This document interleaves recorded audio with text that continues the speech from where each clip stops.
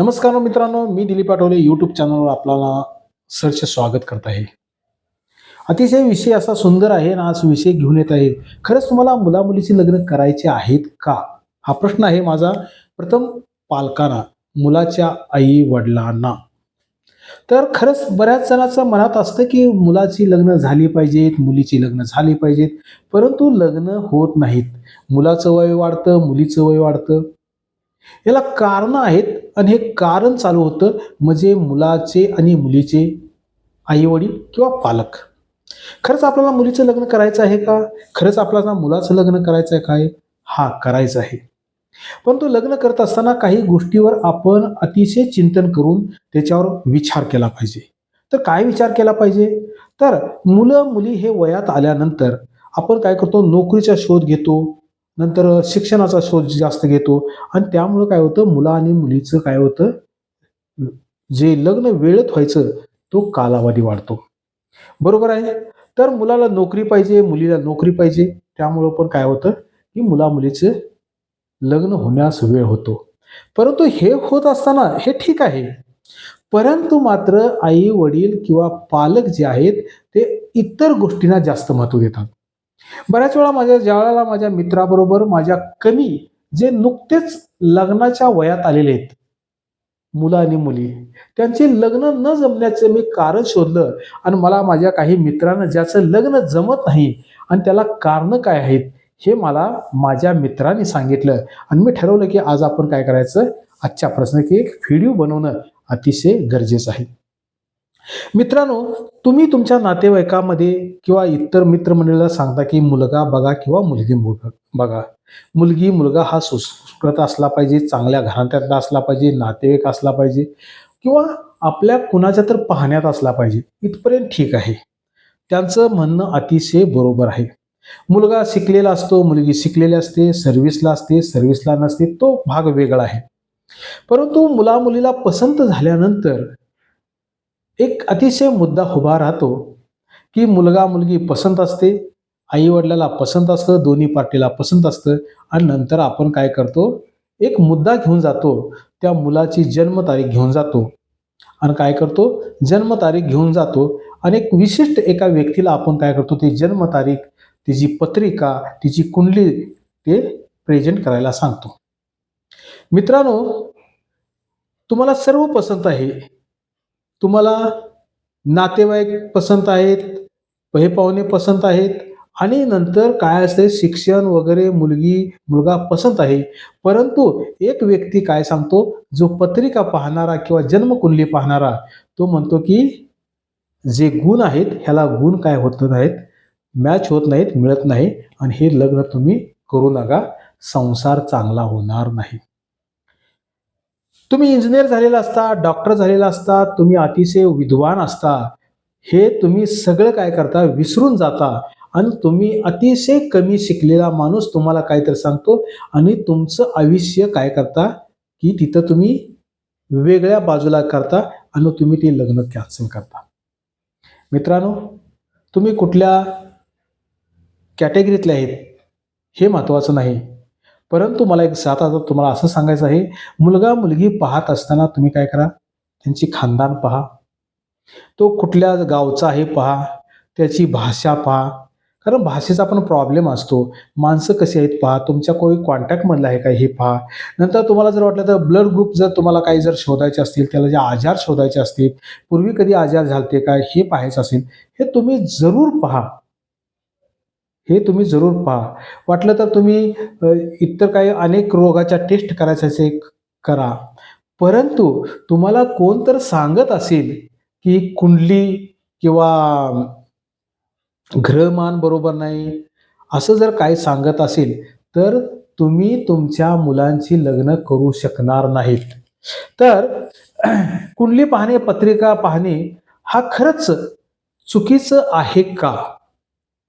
हा प्रत्येकाचा तुम्ही अनुभव घ्या, ज्यांनी कुंडली पाहिलेली आहे, पत्रिका पाहिलेली आहे आणि त्यांचा संसार विध्वस्त झालेला आहे, घटस्फोट झालेला आहे, त्यांचा सल्ला घ्या. हे सगळं पाहून देखील बऱ्याच जणांचा संसार झालेला नाही, अशी उदाहरणं आहेत.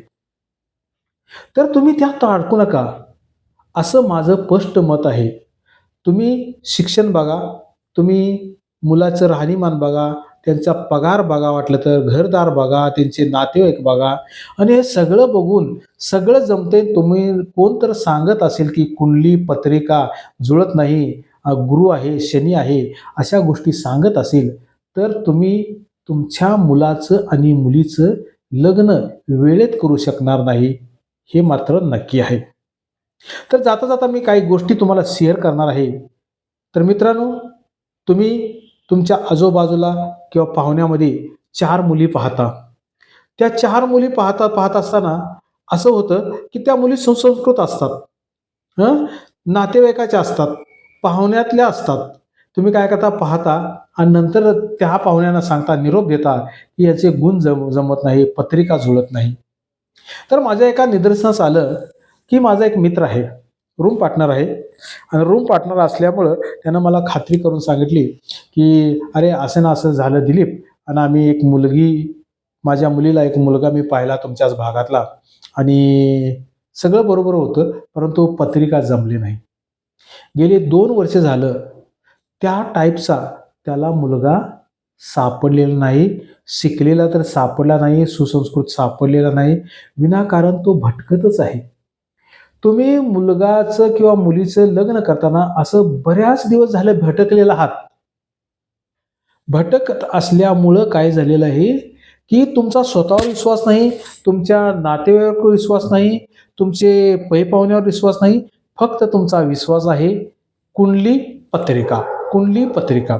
परंतु मुला-मुलीचं कुंडली पत्रिका पाहिल्यानंतर काय होतं, की बऱ्याच वेळा भांडणं होतात.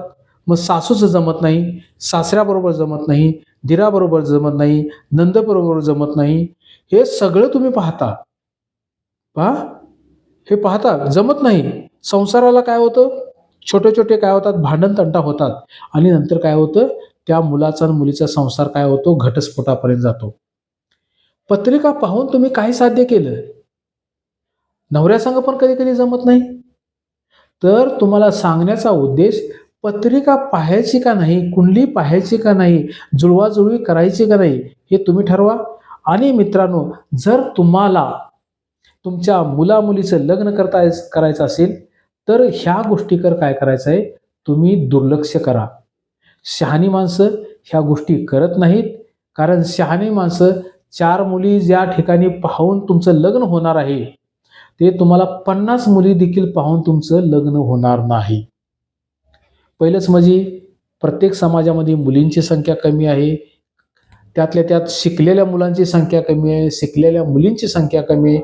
अलीकडे तर मुली जास्त शिकत आहे आणि मुलीच्या अपेक्षा जर वाढल्या असेल, तर तुम्हाला तुमच्या मुलाला मुलगी पसंत आहे किंवा मुलीला मुलगा पसंत आहे आणि मध्येच आपलं पालक ह्याला सर्व गोष्टीला कारणीभूत आहे. ते पालक आहेत आणि पालक काय करत असतात, की पत्रिका, कुंडली, पत्रिका, कुंडली असं करून लग्न मोडण्याचा प्रयत्न करतात. तर पालकांना अशी माझी विनंती आहे, जर पटलं तर हे तुम्ही घ्या किंवा सोडून द्या. तुम्हाला तुमच्या मुलांचं लग्न जर लवकर वेळेत करत असेल, तर तुम्ही काय करा, त्या मुलाचं शिक्षण बघा, त्यांची वाटलं तर नातं रिलेशन बघा, खानदानी आहे का ते पहा, नंतर सुसंस्कृत आहे ते पहा, त्याची नोकरी पहा, नोकरीच्या ठिकाणी जाऊन प्रत्यक्ष तुम्ही पहा, त्याला पगार त्याचा पाहायचा असेल तर पगार जाऊन पहा किंवा त्याची इतर काही माहिती काढायची असेल ती माहिती काढा. 4 म्हणता 10 जणांपासून काढा. मात्र तुम्हाला कोण तर सांगत असेल, ज्याला तुम्ही विचारला त्याला तुम्ही दक्षिणा देत असतात आणि दक्षिणा तुमची जर पहिल्यांदाच तुम्ही गेला कुंडली आणि पत्रिका बघायला आणि तुमचं जर 100-200 रुपये दक्षिणा दिली आणि नंतर त्यानं सांगितलं लग्न होते, तर असं कधी होत नाही. किमान तुम्हाला 5-50 किंवा आहे का नाही 25 मुलीला मुलगी आणि मुली पाहिल्या जातात. त्यामुळं त्याचा इन्कम सोर्स वाढवण्यासाठी तुम्हाला असं बऱ्याच वेळा आहे का नाही, ही जुळवाजुळवीचा होऊ देणार नाही, जुळवणार पण नाही. काहीतरी तुम्हाला चुकीची माहिती सांगून तुम्हाला तो ग्राहक ग्राहक कसा कंटिन्यू राहायला पाहिजे, ग्राहक अधूनमधून आला पाहिजे, यासाठी तुमची कुंडली हे मॅच होणार नाही. जर मला असं सांगायचं आहे, या कुंडली आणि पत्रिकाच्या नादाला न लागता तुम्हाला जर आवडली मुलगी, देखणी असेल, सुंदर असेल, ज्या काही तुम्ही कॅटेगरीतनं पाहताय त्यात तुम्ही मॅच करा आणि तुम्ही बिनधास्त संसार करा. तुमच्या डोक्यात कुंडली, पत्रिका आणि 36 गुण हे असं काहीच आणू नका. तुमच्या मुलामुलीचं लग्न झाल्याशिवाय राहणार नाही, अशी माझी खात्री आहे मित्रांनो. आणि तमाम बांधवांना हे सांगायचं आहे, मुलामुलीचं लग्न वेळेत करायचं असेल, सुसंस्कृत मुलगी पटली असेल, तर तुम्ही कृपया करून कुणाचा सल्ला घेऊन पत्रिका, कुंडली, 36 गुण हे जमत नाही, हे तुम्ही डोक्यातनं काढा आणि विचारायला जाऊ नका. जर हा मित्रांनो जर माझा व्हिडिओ आवडला तर तुम्ही लाईक करा, शेअर करा आणि तुम्ही असंच नवीन नवीन तुम्हाला व्हिडिओ मी करून देईन, पाठवीन. तर असंच तुम्ही शेअर करून मला काय करा, हार्दिक शुभेच्छा द्या. जय हिंद, जय भारत.